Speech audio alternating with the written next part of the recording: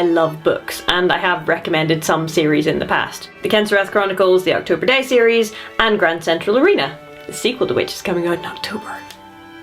But today's fodder is the book which my then boyfriend gave me when I demanded, quote, awesome female protagonists kicking ass. That book is On Basilisk Station by David Weber. The awesome female protagonist is Honor Harrington, who kicks ass, takes names, and does navy things.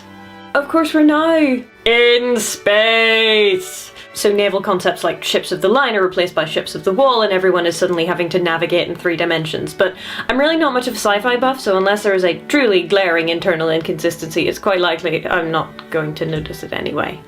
On Basilisk Station is about Commander Honor Harrington, who at the age of 40-something, but they all have prolongs, so everyone looks about 19, has finally got herself the Royal Manticore Navy ship Fearless to command.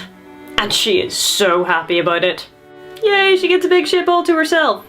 Well, ish. I mean, in the hierarchy of ship sizes, she's... Yep, that one right there. Yep, good. But man, is she happy about it. At least until she finds out that 1, most of her armament has been gutted and replaced with newfangled, superdy-duperdy crappy things. 2, she gets sent to the back end of nowhere because Navy politics. And 3, when she gets there, there are some people who they're eventually going to end up at war with acting sneaky.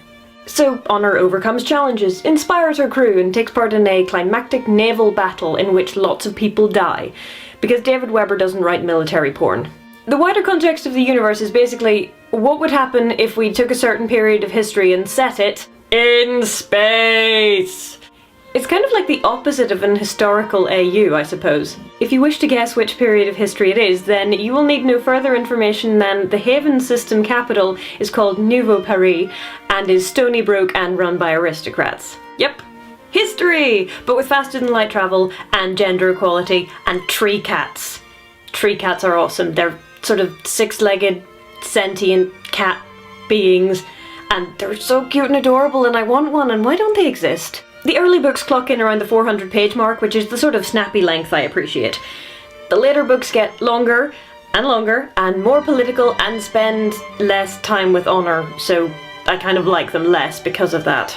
My noted bias for this, of course, is that Honor is my absolute favourite character, and so if I'd been the editor of the last book, I would have gone through every 100 pages, and if I hadn't seen her, I would have written in a big red pen, "Where is Honor?"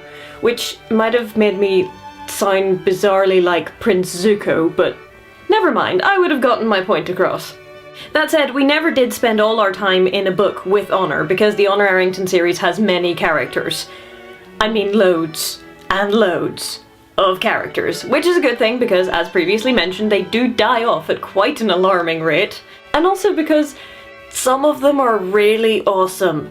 While time spent away from Honor is always a wrench, spending pages with Harkness and Scotty Tremaine or Protector Benjamin or Shannon Foraker really isn't too much of a hardship.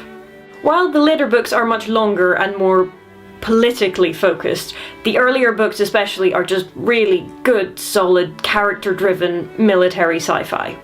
The first book, however, does contain one small hint at the digressions to come, and to properly elaborate on this point, I have composed a little song.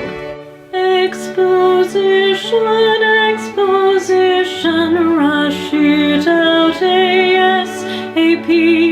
Maybe they won't notice if I put it in this battle scene.